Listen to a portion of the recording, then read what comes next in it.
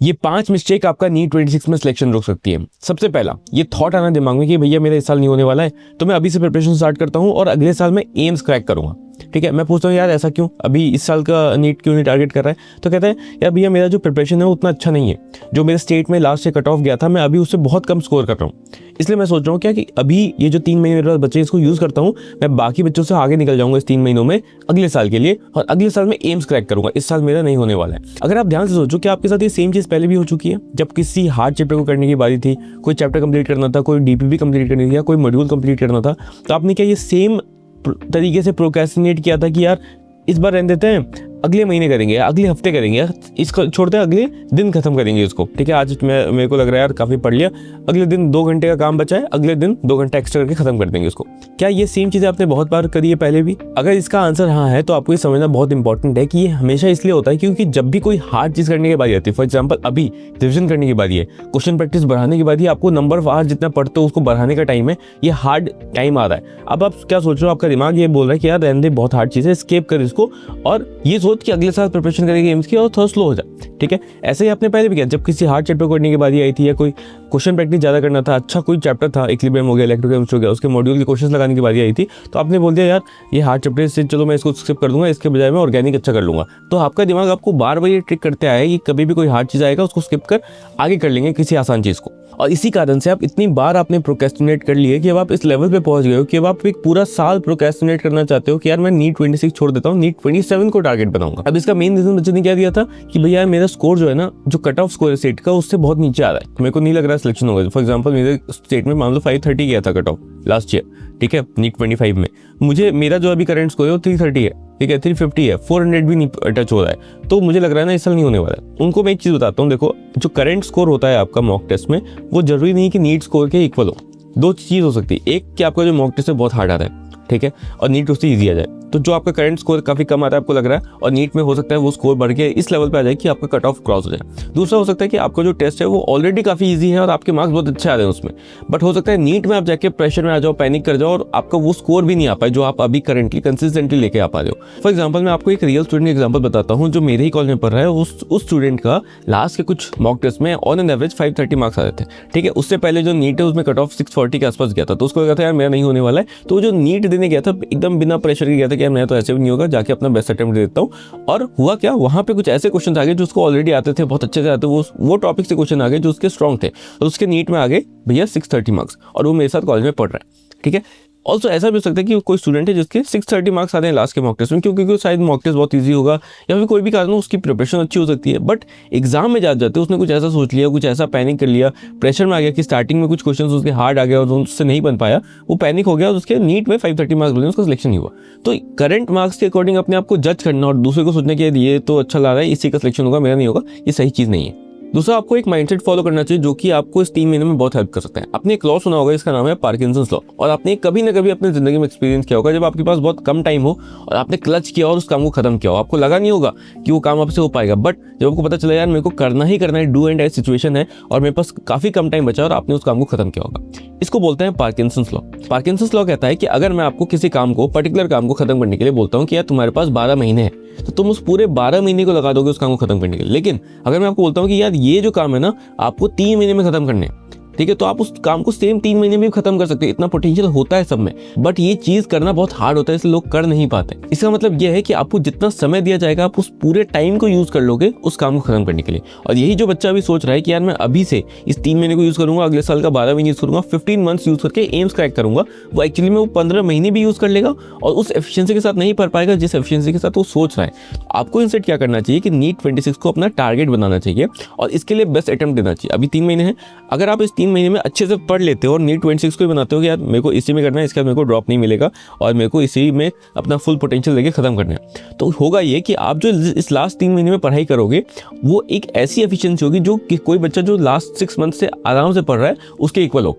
ठीक है, और ये इसी चीज़ का आपको फायदा उठाना है। अब इससे 2 चीज़ हो सकता है कि आपका सिलेक्शन हो जाए, आप कट ऑफ रेंज के आसपास पहुंच जाओ, क्योंकि अगर आपने सही में सही स्ट्रेटजी से पढ़ाई करी, अच्छे से PYQ सॉल्व किया, अच्छे से क्वेश्चन सॉल्व करी, अच्छे से रिविजन किया, हो सकता है आपका जो मार्क्स है वो बढ़ के ऊपर आ जाए जो आपने अभी तक नहीं किया था। दूसरा ये हो सकता है आप फेल हो गए, ठीक है, नहीं हुआ आपका, कुछ मार्क्स से आप पीछे रह गए, ठीक है, बट स्टिल ये जो 3 महीने आपका बेस बना के देगी वो बेटर है कि आप ये सोचो कि मैं अभी से अगले साल की प्रिपरेशन करूँ, क्योंकि अगर आप अभी से अगले साल की प्रिपरेशन स्टार्ट करने की सोचोगे तो आप अभी से लिविंग वर्ल्ड पे बैठ जाओगे, फिर आप फिर से मोशन इन स्टेट लेवल में बैठ जाओगे, इन चैप्टर्स में आप मास्टरी हासिल कर लोगे जो कि आप ऑलरेडी जानते हो, बट फिर जब वो चैप्टर चालू होंगे रोटेशन, मोशन, इक्विलिब्रियम, तब आप फिर उन चैप्टर्स को प्रोक्रेस्टिनेट करके लैग करने लगोगे, उसमें क्वेश्चन प्रैक्टिस नहीं करोगे, वो आपका वीक रह जाएगा, ठीक है। इसलिए मैं बोल रहा हूँ इस लास्ट के 3 महीनों को यूज करो और नीट 26 को ही आपको टारगेट बनाना चाहिए, चाहे आपका टारगेट कोई भी हो। अब अगर आपको एनसीईआरटी रिवीजन करने में ये प्रॉब्लम आ रही है कि एनसीईआरटी में हर चीज़ बहुत कॉम्पैक्ट मैनर में दिख दिया, समझ नहीं आता है कौन सी लाइन इंपॉर्टेंट है, कहाँ से पीवाईक्यू आया है, उस केस में आप दिशा की न्यू सिलेबस पे based NCERT tablet biology book use कर सकते हो, जो कि बहुत famous faculty Hariom gang war sir ने लिखी है। इसमें पूरी एनसीईआरटी को टॉपिक, सब topic and point wise manner में कन्वर्ट कर दिया गया है, ताकि आप इजीली समझ पाओ कि यार देखो ये लाइन्स एनसीईआरटी में है और ये इंपॉर्टेंट है।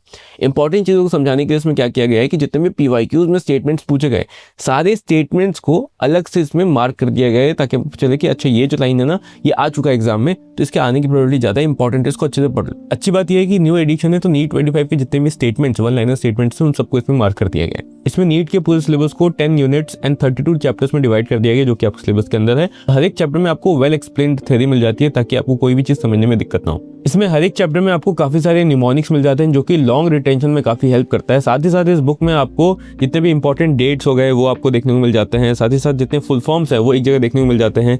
ऑल्सो जितने भी इंपॉर्टेंट साइंटिस्ट है उनके नाम मिल जाते हैं, मतलब बहुत सारी चीज़ें जो आपको एक जगह पता होनी चाहिए वो दे दी है। इंपॉर्टेंट टेबल्स को एक जगह लिख के दे दिया है, ये चीज़ें आपको रिविजन करने में काफ़ी हेल्प करेगा। जितने भी इंपॉर्टेंट फिगर्स है, जितने भी इंपॉर्टेंट डायग्राम्स हैं एनसीईआरटी के, जहाँ से लेबलिंग वाले क्वेश्चन आ सकते हैं, उसको इसमें इंक्लूड किया गया है। साथ ही साथ जहाँ भी किसी कंसेप्ट को फ्लो चार्ट के थ्रू एक्सप्लेन किया जा सकता था, वहाँ पे फ्लो चार्ट डाला है, ताकि आप उसको जल्दी ग्रैस्प कर पाओ, जल्दी रिवाइज कर पाओ। साथ ही आपको उस टॉपिक से रिलेटेड अगर कुछ एडिशनल इन्फॉर्मेशन आना चाहिए तो उसके लिए आपको नॉलेज बॉक्सेस मिल जाते हैं, जिसमें उस टॉपिक से रिलेटेड जो भी चीज़ें एक्स्ट्रा आपको पता होनी चाहिए उसको वहाँ पे मेंशन कर दिया गया है। ये बुक बायोलॉजी के लिए अवेलेबल है, साथ ही साथ केमिस्ट्री के लिए भी अवेलेबल है। तो इन दोनों बुक्स की जो लिंक है मैंने डिस्क्रिप्शन दे दिया है, वहाँ से आप चेकआउट कर सकते हो। दिशा की वेबसाइट पर भी 40% ऑफ चल रहा है, फॉर एक्स्ट्रा डिस्काउंट आप मेरा कोड AVI10 यूज कर सकते हो। चलो वीडियो में आगे चलते हैं। उसके बाद अगली मिस्टेक है ये सोचना कि पीवाईक्यू से कुछ नहीं होता है और एनसीईआरटी उतनी इंपॉर्टेंट नहीं है, ठीक है। मॉड्यूल्स इंपॉर्टेंट चीज़ है, क्योंकि मॉड्यूल्स में भाई साहब एक्स्ट्रा चीज़ दे रखी है, वहाँ से क्वेश्चन आएगा। नीट 25 बहुत हार्ड आया था, सारी क्वेश्चन आउट ऑफ एनसीईआरटी थे, वही पढ़ना है हम लोग को। मॉड्यूल्स ही पढ़ना है, चाहे बायोलॉजी की बात हो, इनऑर्गेनिक की बात हो, ऑर्गेनिक की बात हो, और हमें पीवाईक्यूज नहीं करना है यार, जो क्वेश्चन आ चुका है थोड़ी आएगा।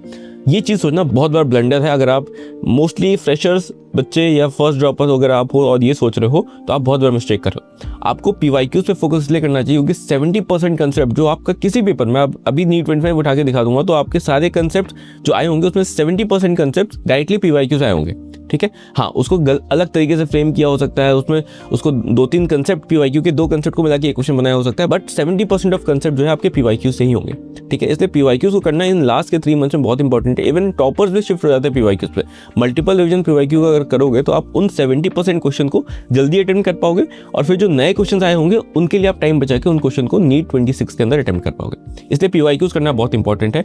दूसरा, एनसीईआरटी इंपॉर्टेंट नहीं है भैया, ये सोचना बहुत बड़ा मिस्टेक है। स्पेशली अगर आप बायो की बात करो, इनऑर्गेनिक की और ऑर्गेनिक की, इसमें आपको एनसीईआरटी को बार बार रिवाइज करना है, क्योंकि ऑलमोस्ट 95% क्वेश्चंस, और अगर पेपर पूरा का पूरा एनसीईआरटी है तो 99-100% क्वेश्चन जो है आपके एनसीईआरटी से आएंगे। इसलिए बायोलॉजी, इनऑर्गेनिक, ऑर्गेनिक में आपको एनसीईआरटी पे फुल फोकस रखना है।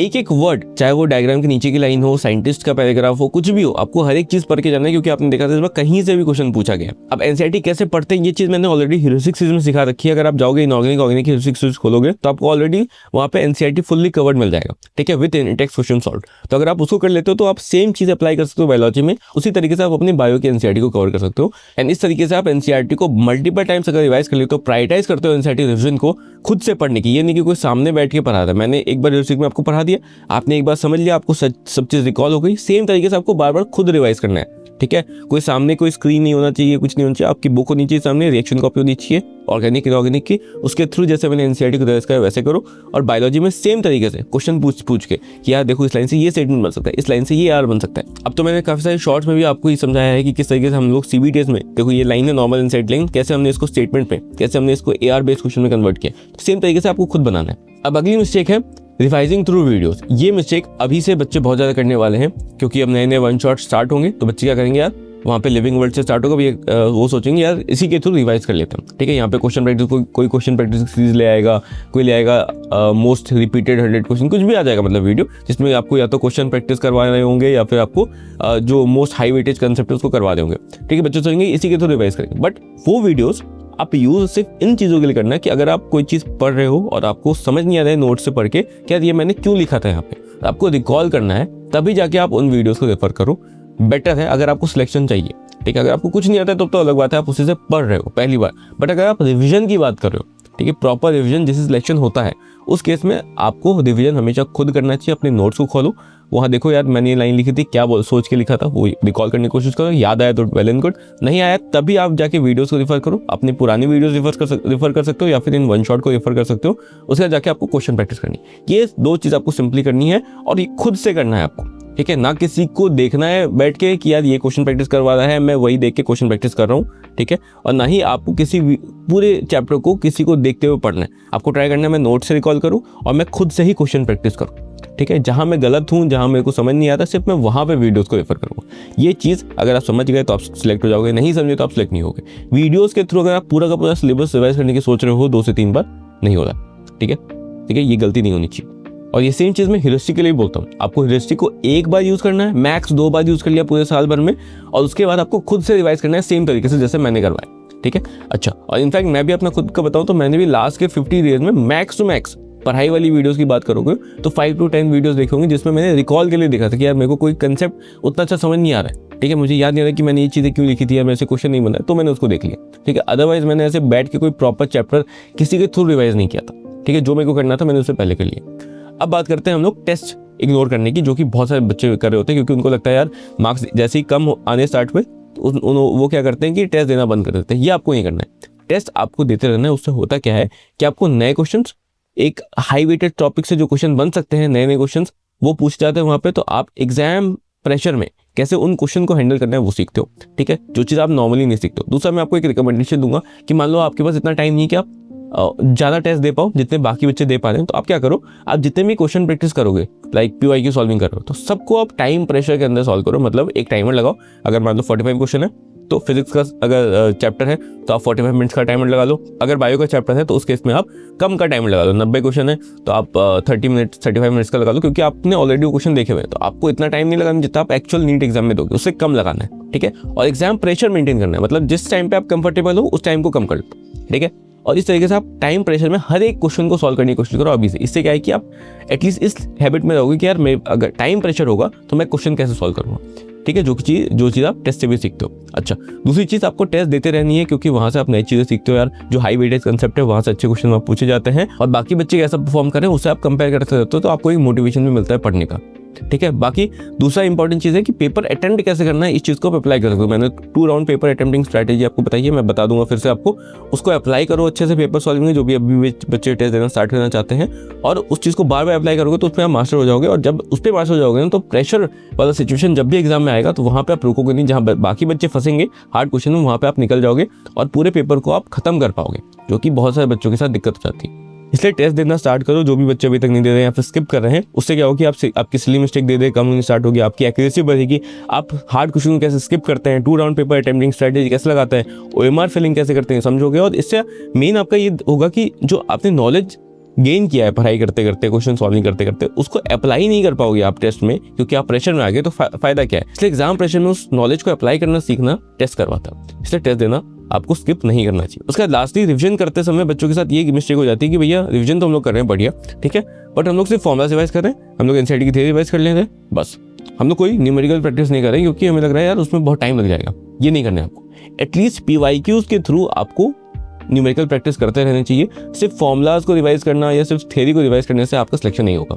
इसलिए 2 सोर्सेज इन एंड के मंथ्स में आपको यूज करना ही चाहिए फॉर रिविजन ऑफ न्यूमेरिकल्स, वो है PYQs एंड टेस्ट। ठीक है, ये बेयर मिनिमम है, इसको तो आप स्किप नहीं कर सकते हो। इसके बाद टाइम बचे तो जो इंपॉर्टेंट क्वेश्चंस मार्क किए थे मॉड्यूल में उसको सॉल्व कर सकते हो। बट ये दोनों bare minimum PYQs and test के क्वेश्चंस, ठीक है, ये आपको बार बार न्यूमेरिकल प्रैक्टिस की हैबिट में रखेगा और आप जो फॉर्मुलास पढ़ रहे हो जहाँ से क्वेश्चन बार बार आते हैं उन क्वेश्चन से दूर नहीं होगा। एटलीस्ट जो हार्ड क्वेश्चन है, PYQ भी ऐसा नहीं कि हर बार आपको पूरा सॉल्व करना होता है। एक बार किया पूरा, दूसरी बार किया, तीसरी बार से आपको सिर्फ वो जो मार्क क्वेश्चन है ना इंपॉर्टेंट वाले वो करने, इससे आप टाइम बचाओगे और फिर एक दिन के अंदर ज़्यादा नंबर ऑफ चैप्टर के PYQs कर पाओगे, ठीक है। ये चीज़ आपको ध्यान रखनी है। बट ये ध्यान रखो कि क्योंकि 70% कंसेप्ट PYQ से रिपीट होंगे, इसलिए PYQs की प्रैक्टिस, न्यूमेरिकल प्रैक्टिस करते रहना चाहिए अलॉन्ग विथ फॉर्मूला के रिविजन एंड थ्योरी के रिविजन, ठीक है।